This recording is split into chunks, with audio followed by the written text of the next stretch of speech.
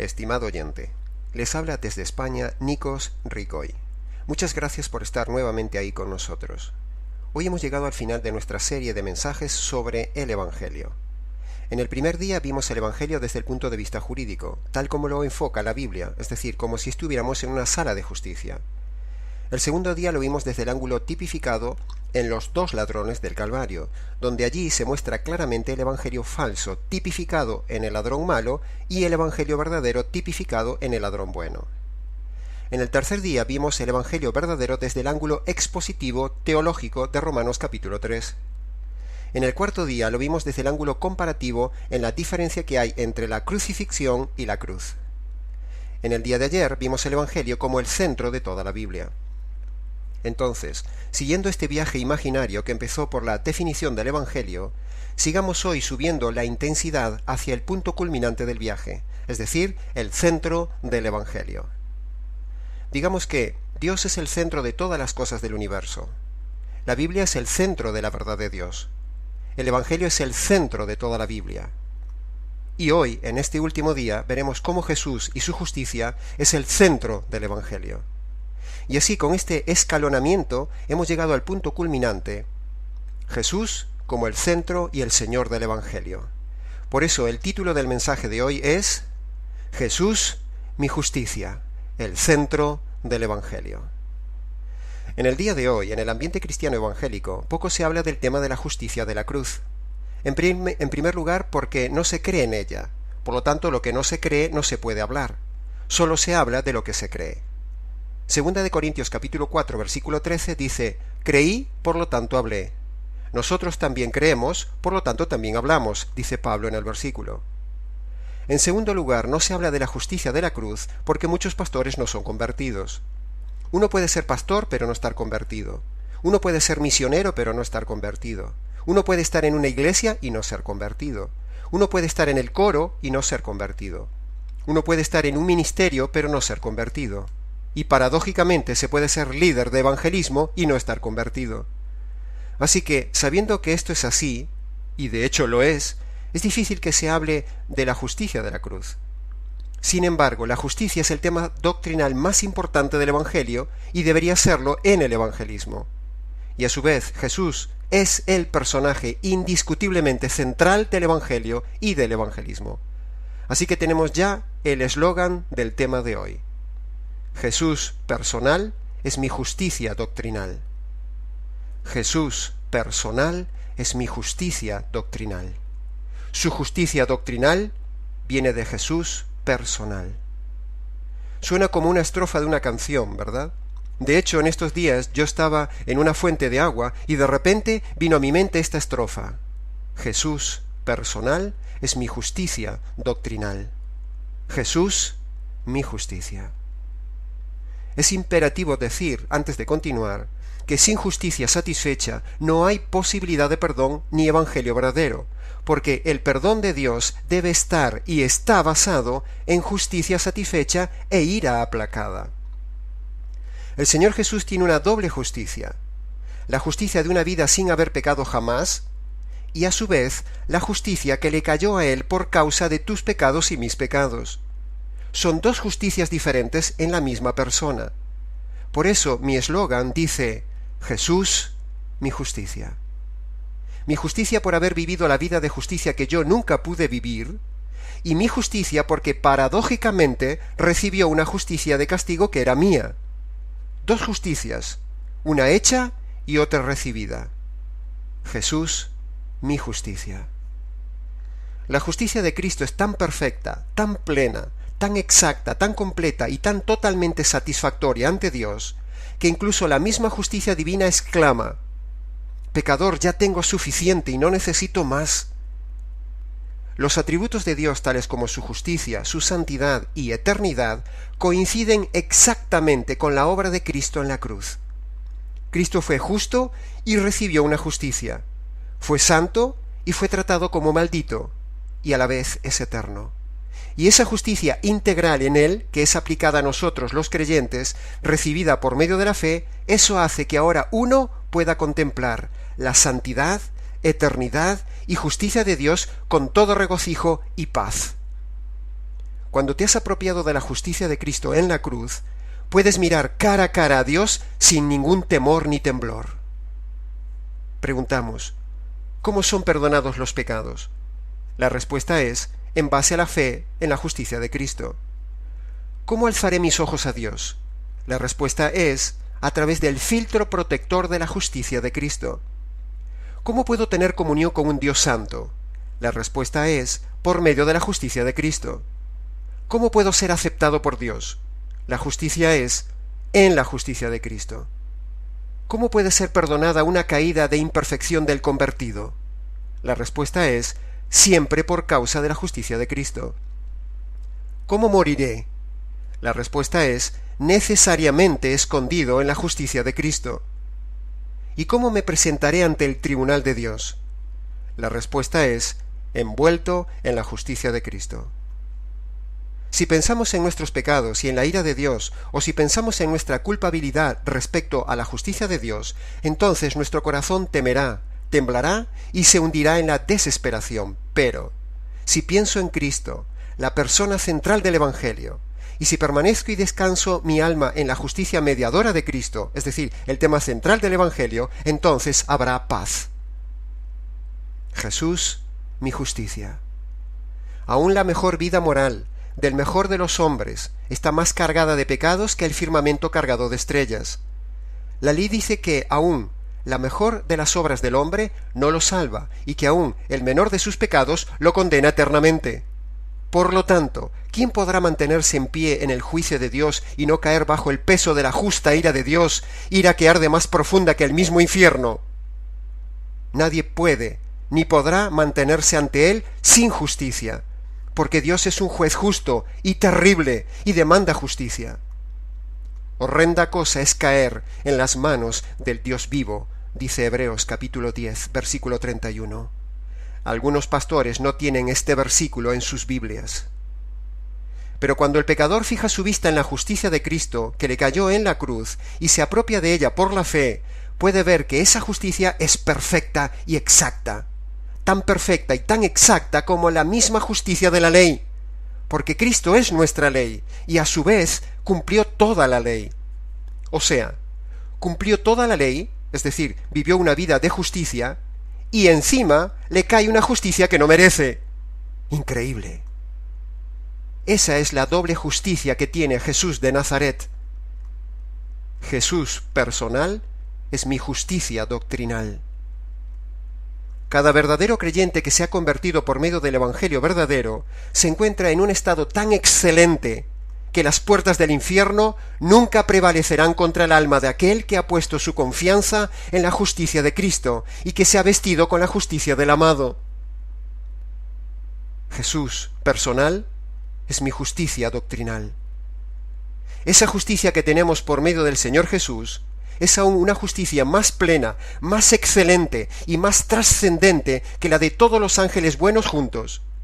Aunque la justicia de los ángeles buenos sea un tipo perfecto y completo, no es más que una justicia limitada y una justicia de simples criaturas. Por eso, esas sectas que dicen que Jesús es un arcángel es herejía. Si Jesús fuera una criatura, no me podría transmitir una justicia eterna y perfecta. Estaría a merced de caer en el infierno en cualquier momento. En cambio, la justicia de los santos que se presentan vestidos delante del trono de Dios con la justicia del Hijo es nada menos que la justicia del Señor Jesús, el cual es Dios y hombre a la vez. Perfecto. ¡Qué salvación, qué justicia tan grandiosa tenemos en el Señor, recibida sólo por medio del verdadero Evangelio! Es digno de ser exaltado, mi Señor.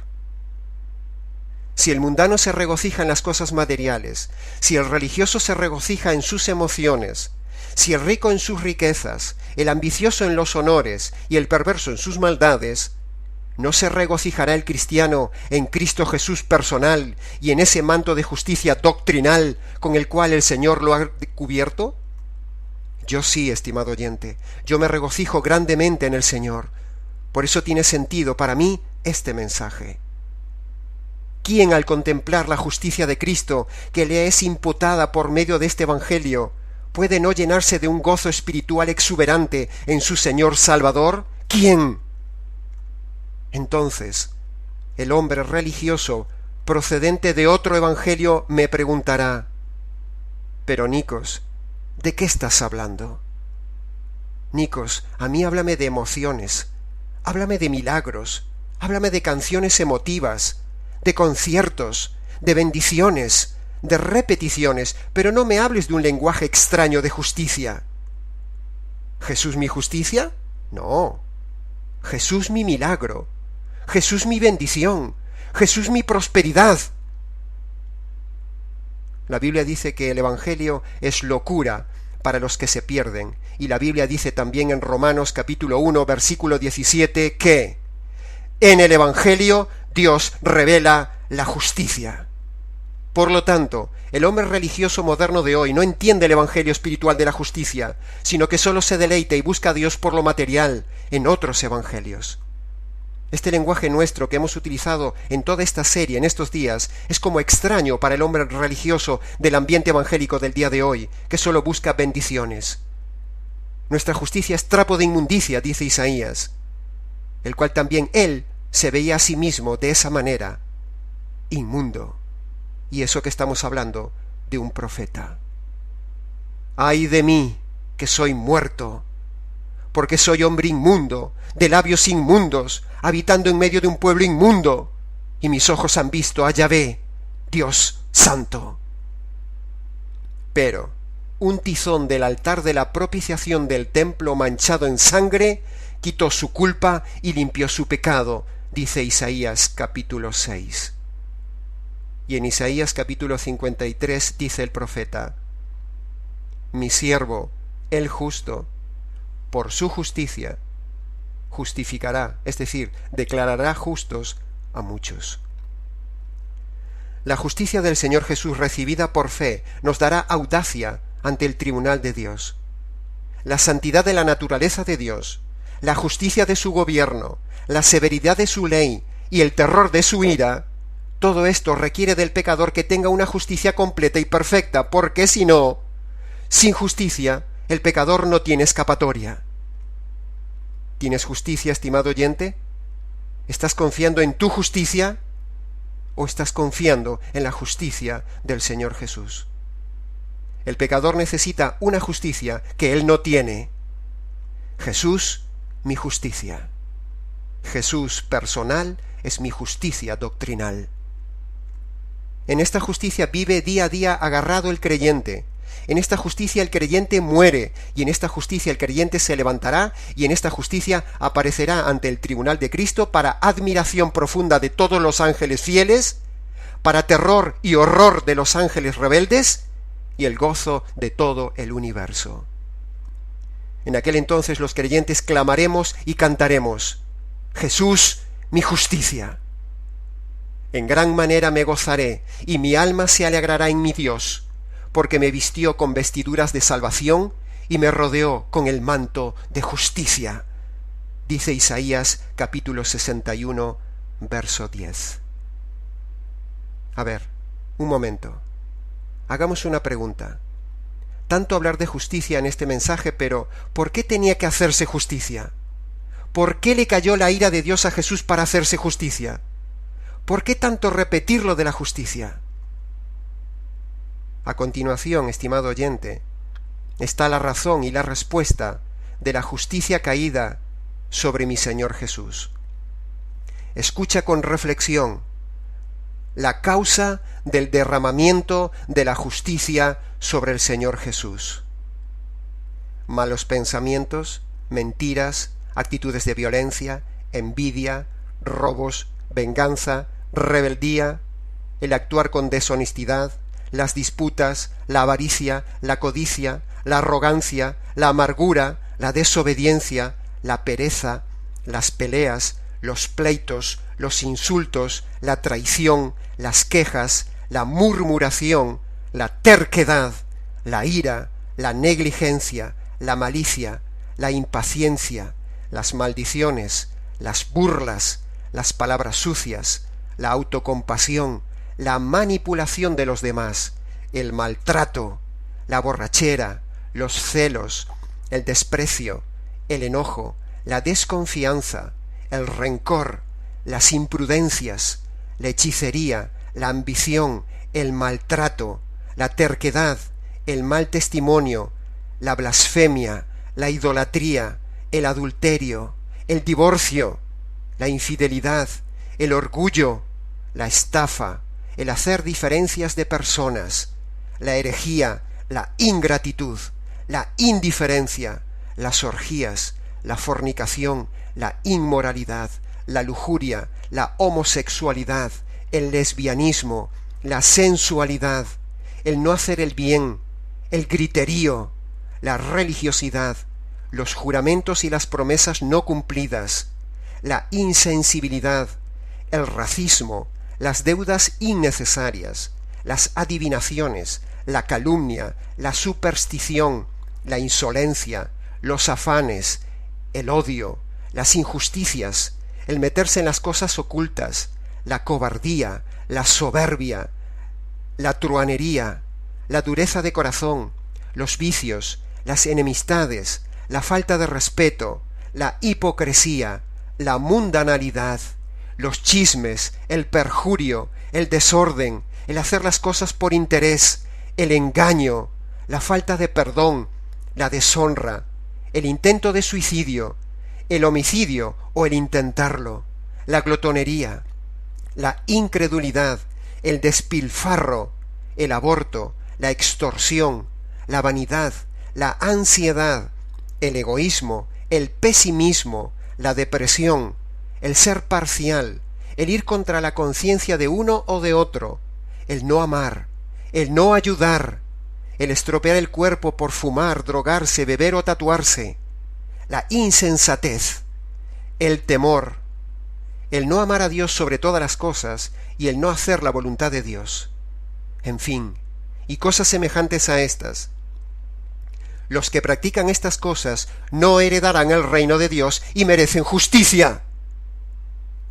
Más de 100 pecados concretos que por hacerlos, creerlos, pensarlos o desearlos nos condenan ante Dios porque proceden de una naturaleza degenerada y perversa, rebelde y corrupta, descarriada y degradada, malvada y maldita, depravada y abominable, vil y sucia, entenebrecida y contaminada, condenada e inmunda.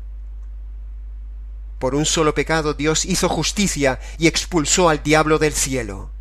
Por un solo pecado Dios hizo justicia y expulsó a Adán y Eva del paraíso. ¿Cuántos pecados has cometido en tu vida que merecen justicia, estimado oyente?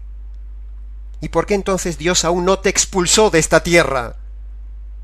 Todos estos pecados demandan justicia, castigo, condenación. Jesús llevó ese castigo para que se hiciera justicia de mis injusticias, de tus injusticias. Pero, cuando te apropias de esa justicia caída en la cruz por medio de la fe y clamas, Jesús, mi justicia, entonces la justicia eterna ya no caerá sobre ti. Supongamos por un momento que vemos a un pecador en el banquillo del tribunal de Dios.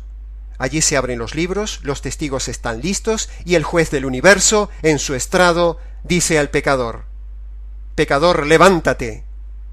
Estás compareciendo ante mí, acusado por miles de pecados de acción y de omisión cometidos diariamente. Has quebrantado 1000 veces las leyes santas, justas y rectas durante toda tu vida, y por lo tanto has sido hallado culpable. ¿Tienes algo que decir a tu favor?». Como en todo tribunal, el juez concede la palabra al culpable. Entonces el pecador se levanta, abre su boca y dice: «Señor juez, escuche mi defensa. Yo soy todo lo que usted ha dicho y reconozco lo que he hecho. Pero el Señor Jesús ha satisfecho total y completamente la justicia que demanda la justicia divina sobre mí. Y su mandato estando en la tierra era que yo reconociera mis pecados y creyera en la justicia de su Hijo en la cruz, y yo lo hice. He creído lo que yo soy y he creído lo que Él hizo, tal como usted me lo pidió. Así que, si el juez del universo recuerda todos mis pecados, también debe recordar el día que mi alma fue quebrantada en arrepentimiento de todos mis pecados y puse mi fe en esa justicia hecha a mi favor, tal como usted me lo pidió. Señor juez, así que ahora, el Dios de justicia, ¿puede demandar 2 veces justicia del mismo hombre? Esta es mi defensa, señor juez, mi única defensa por la cual estoy de pie hoy ante el juez de todo el universo.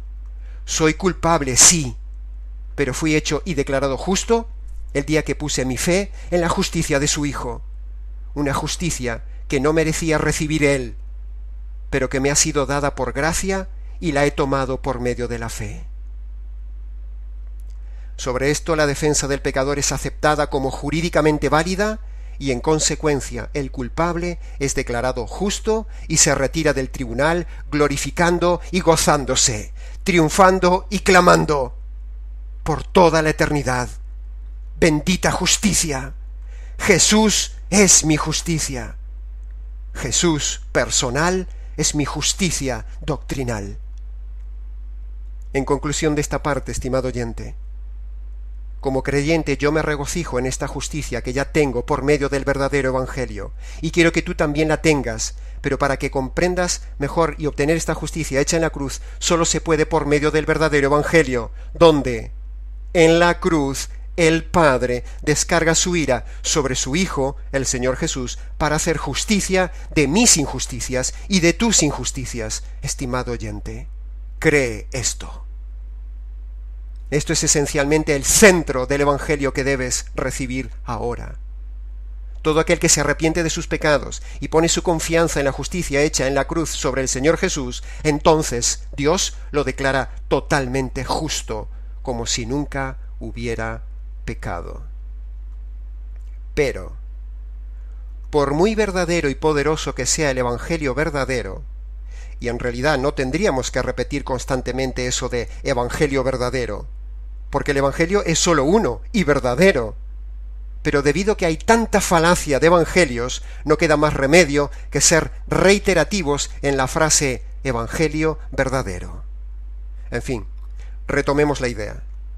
Decíamos que por muy verdadero y poderoso que sea el verdadero Evangelio de la justicia de Jesús, no deja de ser simplemente una doctrina.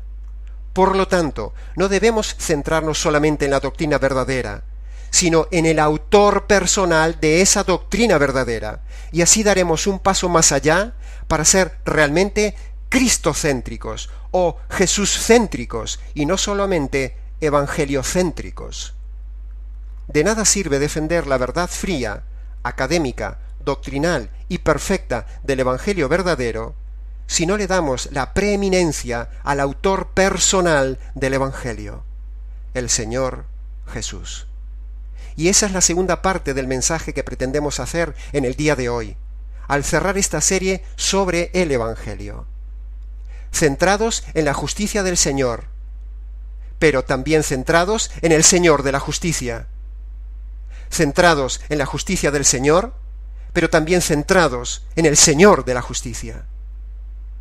Es cierto que hay evangelios materialcéntricos, evangelios emocionalcéntricos, evangelios medio bíblicos, o incluso está el evangelio doctrinalcéntrico, o sea, el evangelio correcto. Pero aún necesitamos dar un paso más allá. Necesitamos ser expositivamente cristocéntricos, es decir, exaltar a la persona central de este verdadero evangelio de la justicia de la cruz, el Señor Jesús, y no solo exaltar la doctrina correcta de este evangelio. Esto es en lo que también yo hoy quiero hacer énfasis en este día, al final de esta serie. Yo siempre me esfuerzo en centrarme en la doctrina correcta de la justicia de la cruz cuando comparto el Evangelio. Pero todas las personas que han recibido este Evangelio por medio de este servidor a lo largo de los años saben muy bien que ni siquiera me detengo en la meta de exponer el Evangelio perfecto de la justicia como centro, sino que siempre les llevo a un punto culminante, un paso más allá, tener la cercanía del Señor del Evangelio. haciéndolo por medio de una relación cercana con Él una vez que se han convertido.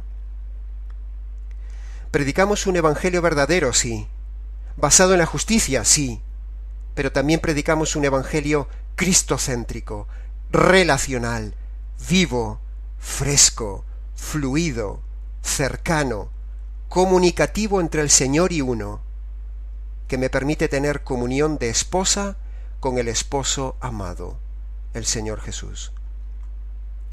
Este evangelio, estimado oyente, tiene como centro doctrinal la justicia de Jesús y como centro personal al mismo Señor Jesús. Jesús personal es mi justicia doctrinal. Su justicia doctrinal me da relación personal. Su relación personal me da gozo espiritual. Este gozo espiritual se prolonga en la vida eterna.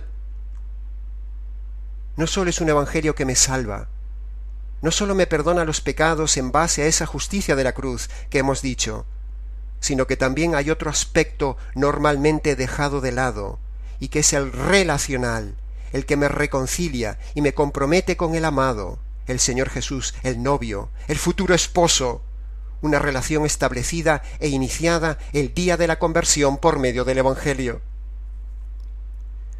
Podríamos ilustrar que la conversión es el día del compromiso con el novio. El Evangelio es la declaración oficial de esa relación, y pronto, muy pronto, llegarán las bodas. Pero entre tanto no llegan las bodas, la relación es igualmente real, es preciosa, es viva, ya está iniciada, ya cada día anhelada, ya cada día disfrutada, aunque no lo tenemos aún físicamente, pero al cual amamos sin haber visto. Dice 1 de Pedro 1:8, a quien amáis sin haberle visto, en quien creéis, aunque ahora no le veis, pero ya os alegráis con gozo inefable y glorioso. Ven, Señor Jesús, ven pronto, ven, esposo mío, amado mío. Mi amado es mío, y yo soy suya, dice Cantares. La relación preciosa, viva y fresca que permite tener este evangelio verdadero con el Señor, cuyo poder y vida le insufla la resurrección, es increíble. Dice Filipenses capítulo 3, versículo 10, quiero conocerle a Él y el poder que hay en su resurrección. Hemos dicho que la resurrección está asociada al Evangelio porque la resurrección es lo que le da vida al Evangelio. Maravillosamente, increíblemente, verdaderamente, efectivamente, esas dos noticias del Evangelio y esas dos condiciones del Evangelio toman poder, funcionan, cambian una persona, la transforman, la regeneran, le impactan, te impulsa, porque detrás está insuflando vida, energía, fuerza, poder, intensidad, la resurrección, que está intrínsecamente pegada a la justicia de la cruz de Jesús.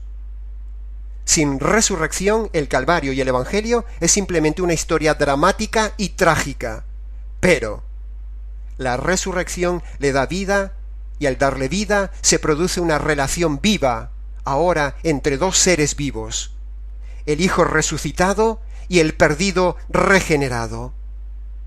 La resurrección le da vida, y al darle vida se produce una relación viva, ahora entre dos seres vivos, el Hijo resucitado y el perdido regenerado. Ambos están vivos. Dos seres vivos en una relación eterna viva. Por eso dice la palabra, ya tiene vida eterna. Una vida que empieza de forma relacional con la conversión por medio del Evangelio, respaldado por la resurrección, y una vida eterna ahora anhelada por mi corazón. El centro del Evangelio es una persona. Por lo tanto, la conversión debe ser un inicio de una relación con una persona. No una relación personal con Dios, como se dice por ahí, sino una relación personal con el novio, es decir, el Señor Jesús, el cual es Dios. La relación del creyente no es con el Padre, sino con el Hijo. La relación de muchos aparentes creyentes, cuando uno los oye orar o hablar, es solo con el Padre, o sea, con el suegro. Este es mi Hijo amado, a Él escuchad, a Él amad, dice la palabra. El Padre dice que la relación debe ser con el Hijo, y de esa manera el Padre se goza y el Espíritu, que es el que me lleva al Hijo, silenciosamente también se regocija. Y así toda la triunidad divina disfruta con el creyente, con la novia, con la esposa que somos nosotros.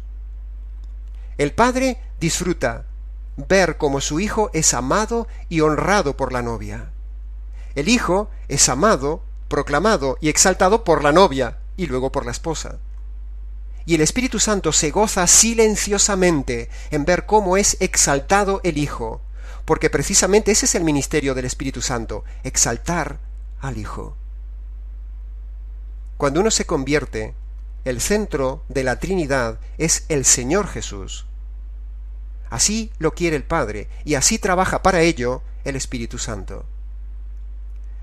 Juan capítulo 5, versículo 23 dice, para que todos honren al Hijo, porque el que no honra al Hijo, no honra al Padre. Y Juan capítulo 15, versículo 26 dice, el Consolador, es decir, el Espíritu Santo, dará testimonio de mí. Y el Espíritu Santo, estimado oyente, ha dado un precioso testimonio de mi amado.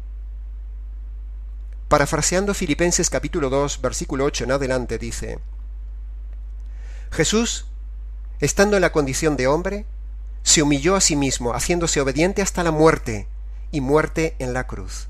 Por eso, porque en la cruz fue destrozado bajo la ira de Dios, Dios le exaltó hasta lo sumo, y yo también, y le dio un nombre que es sobre todo nombre, para que ante el precioso nombre de Jesús se doble toda rodilla, la tuya y la mía, y toda lengua, la tuya y la mía, confiese con todo gozo, por causa de esa maravillosa justicia de la cruz, que Jesucristo es el Señor. Y eso dará gloria a Dios Padre y gozo a Dios Espíritu Santo. Un día Dios doblará la rodilla del impío que no tenga este evangelio, pero yo, desde ya, la doblo voluntariamente y con gozo ante mi Señor Jesús. Sigamos. En estos días hemos dicho repetidamente que cuando una persona obedece las dos condiciones que Dios pone para la salvación, es decir, arrepentimiento de sus pecados y fe en la justicia de la cruz, no sólo uno queda jurídicamente declarado inocente de sus delitos y ya, como si Dios dijera, ¡hala, marcha, ya estás libre, ya puedes marcharte tranquilo! No, sino que, por el contrario, Dios nos da acceso a entrar en su familia por medio del Evangelio, y no solo eso, sino que nos da acceso a poder ser la esposa de su amado Hijo, o sea, la parte íntima, relacional, matrimonial de este Evangelio con el amado, que empieza ya aquí y continúa en la eternidad después de las bodas. He visto muchas veces en las iglesias la frialdad de la doctrina perfecta expositiva, como si uno estuviera metido en un gran congelador.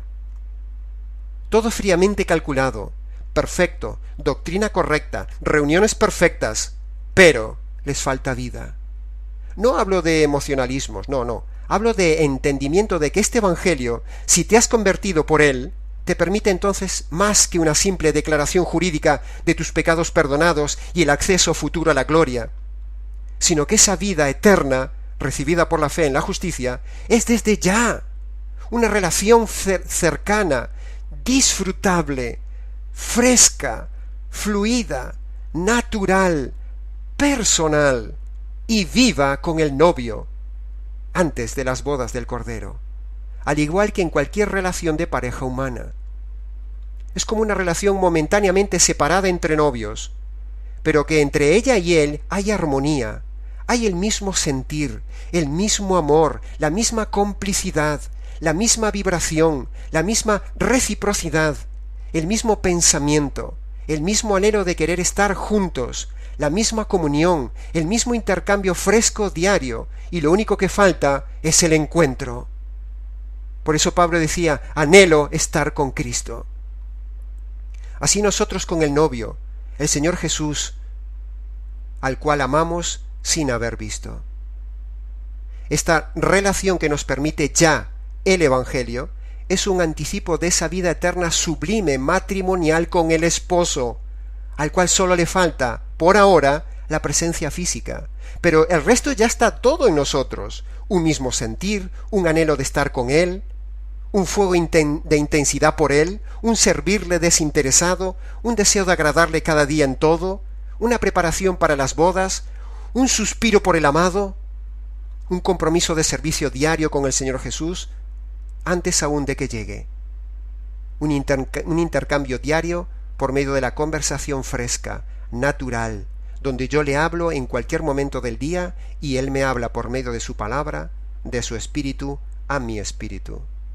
Esto, y mucho más, es el primer amor que produce en el creyente la vida de este Evangelio vivo, que tiene vida por medio del poder de la resurrección. La resurrección le da vida a esta relación con el Señor, porque la resurrección es vida e insufla vida a este Evangelio, como ya hemos dicho antes. Por lo tanto, si uno ha recibido este Evangelio y no está vivo en una relación fresca con el Señor, revisa, estimado oyente, tu primer amor, revisa tu conversión y revisa tu Evangelio, porque el Evangelio es más que perdón de pecados, es vida. Es relación fluida desde la mañana hasta la noche, en esa complicidad de enamorados con el Señor. Así que, si uno dice que tiene el perdón de sus pecados, que se ha convertido, pero su vida está seca, congelada y fríamente antirrelacional, o sea, solo doctrinal, es porque algo no encaja, estimado oyente. Hay gente que es capaz de contestar perfectamente toda la doctrina bíblica, pero notas que le falta vida. Nada vale la pena en esta vida, sino solo el Señor Jesús y su Evangelio. Vale la pena, estimado oyente, morir, y morir clamando: digno eres, Señor, de que clame: Jesús, mi justicia. Porque sin ella yo estaría muerto por toda la eternidad bajo la misma ira y la misma justicia de Dios que le cayó al Hijo. Vale la pena clamar hasta morir para decir que este es el verdadero Evangelio, aunque te maten, el Evangelio de la justicia de mi Señor Jesús, el cual es digno de toda alabanza de mi boca. Y que sea digno de darme una relación viva, personal con Él. Gracias, Señor, porque tú me has dignificado por medio de este Evangelio verdadero, vivo y eficaz. Primera de Timoteo 1:11 dice: glorioso Evangelio del Señor Jesús bendito, que me ha sido encomendado. Estimado oyente, antes de acabar, para tener el perdón jurídico de tus pecados y disfrutar de una relación fresca con el Señor Jesús, es necesario que creas 2 noticias y obedezcas 2 condiciones.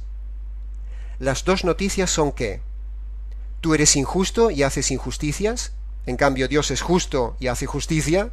¿Ves el problema? ¿Ves el contraste? La otra noticia, la buena, es que en la cruz se hizo justicia de tus injusticias. Las 2 condiciones que Dios pone para recibir perdón y vida son: arrepiéntete de tus pecados, es decir, reconoce que eres mala persona y que has hecho cosas malas. Y la segunda condición: confía que en la cruz se hizo ya justicia por lo que haces y por lo que eres. Estimado oyente, entra en tu habitación o busca un lugar tranquilo y clama allí al Señor. Póstrate de rodillas, descálzate ante el Dios santo, porque el lugar que estás es santo. Señor Jesús, he pecado 1000 veces contra el cielo y contra ti. No soy digno de entrar en ese cielo. Por el contrario, Señor, merezco la condenación. Reconozco este y este pecado que hoy ha tocado mi conciencia. Ah, Señor, espera. esa repetida frase de hoy, Jesús mi justicia. Nunca la había visto así, Señor. La creo, Señor. Creo que eres mi justicia. Creo que en la cruz se hizo justicia de mis injusticias. Señor, sálvame. Una cosa más, Señor. Muchas gracias por este evangelio de la justicia personal que no conocía. Para terminar, estimado oyente, si necesitas algo, llámanos o escríbenos. Hasta nuestros próximos encuentros. Amparado en la justicia de mi Señor Jesús, les habló en estos días, desde España, Nikos Ricoy.